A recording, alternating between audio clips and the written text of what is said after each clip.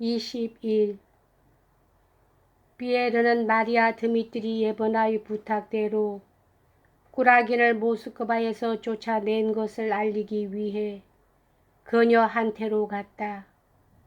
집안은 온통 공포와 흥분에 쌓여 있었다. 나타샤의 건강이 몹시 나쁘다는 것이었다. 마리아 드미트리 예번아가 비밀히 이야기한 바에 의하면 그녀는 아나톨리가 아내가 있는 몸이라는 것을 들은 날 밤 몰래 손에 넣어둔 비소를 먹고 자살을 기도했다는 것이었다. 그러나 다행히도 그것을 조금 마신 데다가 동시에 갑자기 무서워졌으므로 소냐를 깨워 모든 것을 털어놓았다.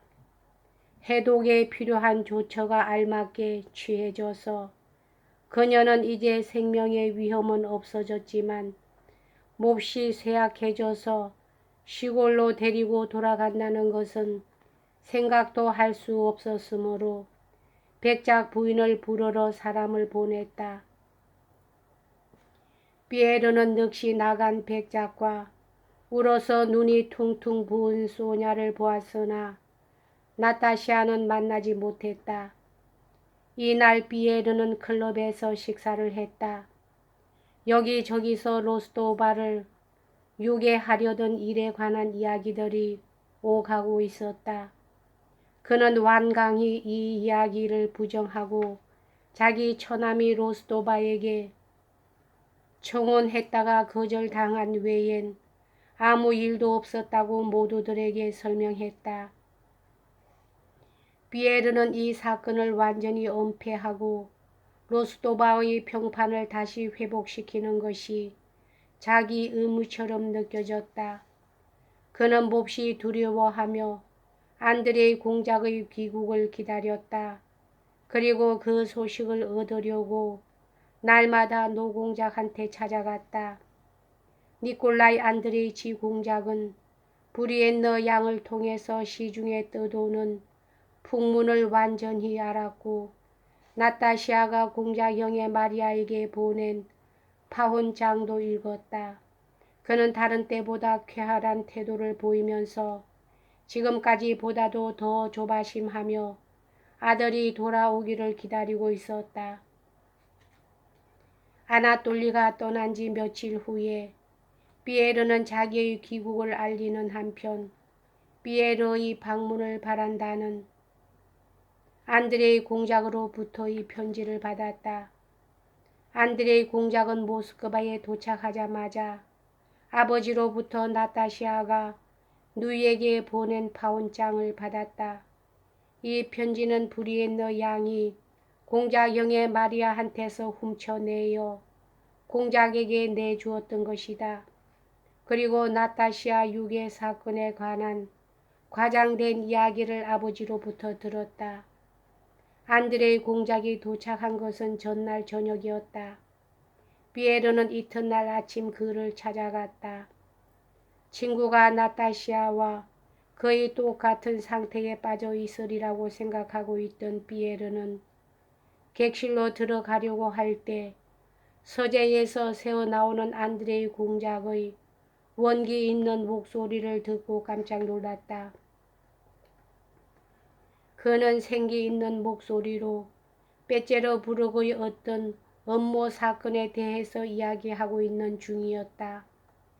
노공작과 또 한 사람 누군가의 목소리가 이따금 그 이야기를 가로막았다. 공작형의 마리아가 나와 피에르를 맞았다. 그는 안드레이 공작이 있는 방의 문을 눈으로 가리키며 분명 오빠의 슬픔을 나타내고 싶은 듯 한숨을 쉬었다. 그러나 그녀가 이번 사건에도 오빠가 약혼녀의 변심의 소식을 들었을 때의 태도에도 몹시 만족하고 있다는 것을 피에르는 그 얼굴빛으로 알아챘다. 오빠는 이것을 각오하고 있었다고 말씀하셨어요. 하고 그녀는 말했다. 그렇지만 오빠의 자존심이 정직한 감정을 드러내는 것을 허용하지 않는다는 것은 저도 알고 있어요. 그러나 그렇더라도 저희 기대보다 훨씬 더 오빠는 이 일을 참고 있어요. 아마도 이렇게 되어야 할 운명이었던가 싶어요. 그렇지만 정말 모든 게 다 완전히 끝나버린 것일까요? 하고 비에르는 물었다. 공작영의 마리아는 깜짝 놀란 것처럼 그를 바라보았다. 어떻게 그런 물음이 나올 수 있는가 하고 도리어 이상하게 생각하는 모양이었다. 비에르는 서재로 들어갔다. 안드레의 공작은 굉장히 변해 있었고 훨씬 건강해진 것처럼 보였지만 그래도 미간에는 세로로 가로로 주름이 잡혀 있었다. 그는 문간복을 입고 아버지와 메시체르스키 공작 앞에 선 채 정력적인 몸짓을 하면서 열심히 논쟁하고 있었다. 화제는 스페란스키에 관한 것이었다. 그의 돌연한 유배와 정말 같지 않은 모반설에 관한 보도는 아주 최근에 모스크바에 전해졌던 것이다. 그는 스페란스키를 비난하고 이러쿵저러쿵 비판하는 자들은 모두 불과 1개월 전까지도 그 사람에게 매혹되어 있었던 패들이고 하고 안드레이 공작은 말했다. 그 사람의 뜻을 이해할 능력이 없었던 패들입니다. 시리에 빠진 인간을 비난하고 남의 허물까지 덮어씌우는 것은 아주 손쉬운 일이에요.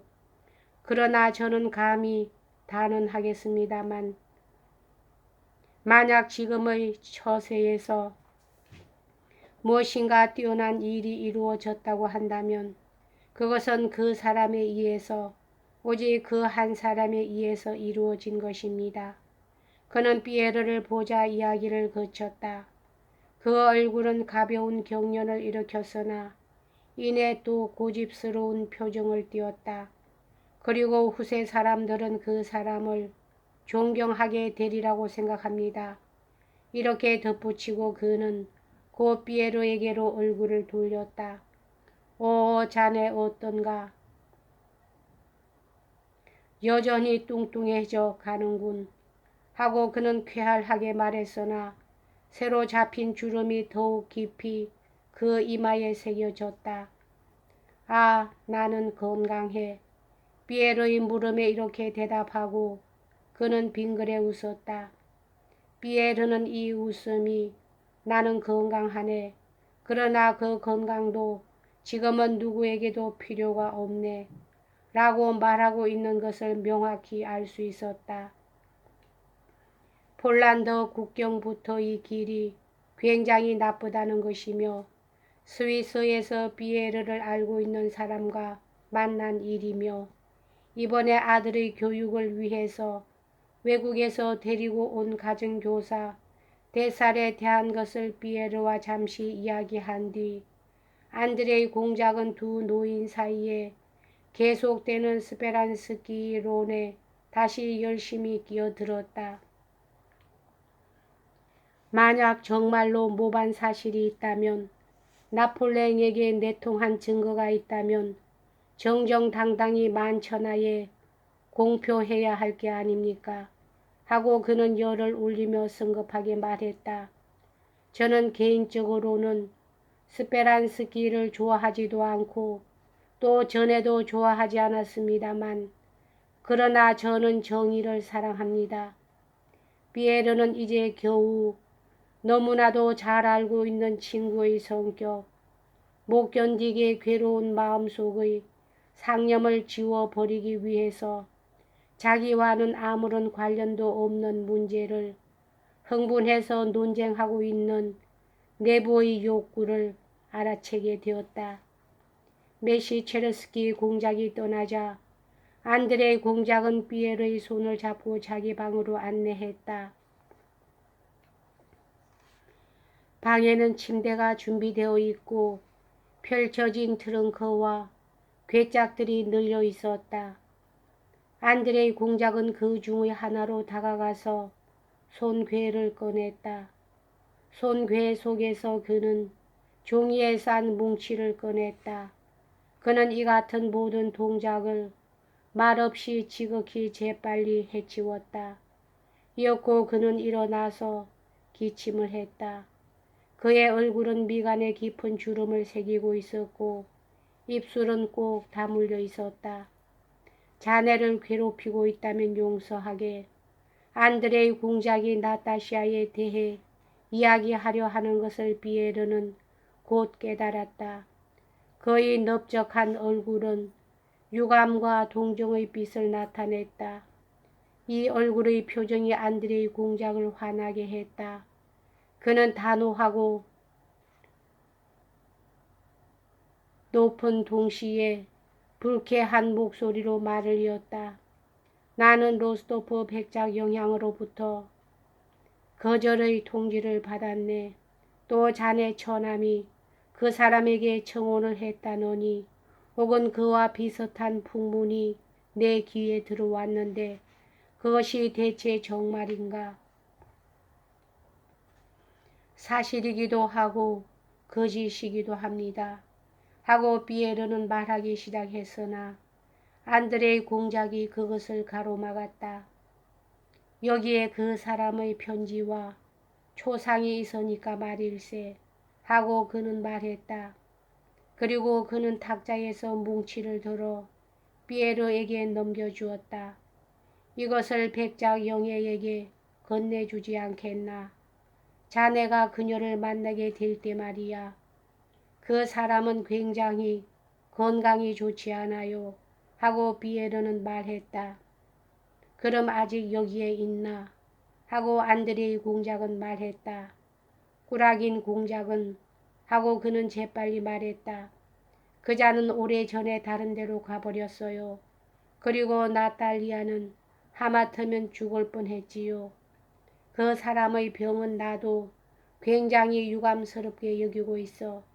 라고 안드레이 공작은 말하고 나서 싸늘하고 심술궂고 불쾌한 마치 아버지와 똑같은 웃음을 지었다. 그러나 그럼 꾸라게는 로스토프 백작 영예에게 청혼을 하지 않았던 거로군 하고 안드레이 공작은 말했다. 그는 여러 번 콧방귀를 뀌었다.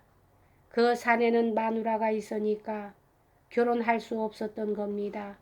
하고 비에르는 말했다. 안드레이 공작은 다시 아버지를 연상케 하는 불쾌한 웃음을 지었다. 그런데 그는 자네 처남은 지금 어디에 있나? 알려줄 수 없을까? 하고 그는 물었다. 그는 떠났습니다. 빼째르, 아니 나는 잘 모릅니다. 하고 비에르는 말했다. 뭐 그런 것은 문제가 아니야. 하고 안드레이 공작은 말했다.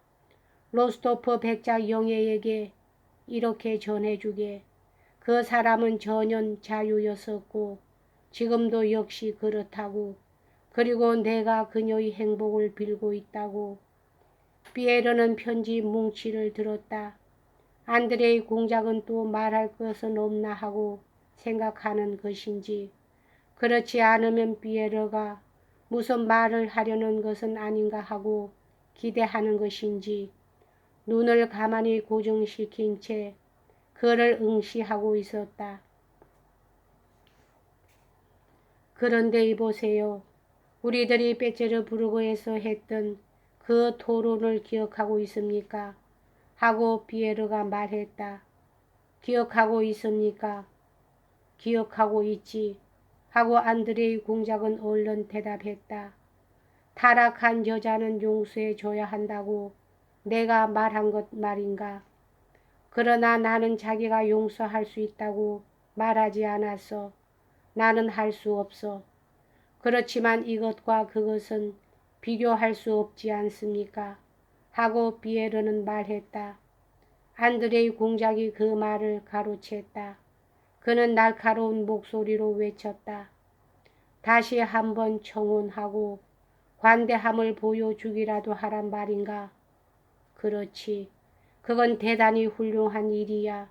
그렇지만 나는 그 신사의 발자국을 따라갈 수는 없어. 만약 자네가 계속 내 친구가 되고 싶거든 이제 2번 다시 그 여자 그 일을 이야기하지 말아주게. 그럼 잘 가게. 자네 전해주겠지. 피에르는 그곳을 나와 노공작과 공작영의 마리아한테로 갔다. 노인은 다른 때보다 활기가 있어 보였다. 공작영의 마리아는 다른 때와 다름없었으나 오빠에 대한 동정 뒤에는 오빠의 결혼이 깨진 것을 기뻐하는 빛이 엿보이고 있는 것을 피에르는 알아챘다. 2 사람을 보고 있는 동안에 그들이 로스토프 내에 대해서 얼마나 격렬한 경멸과 정오를 품고 있는가 하는 것을 비로소 그는 깨달았다.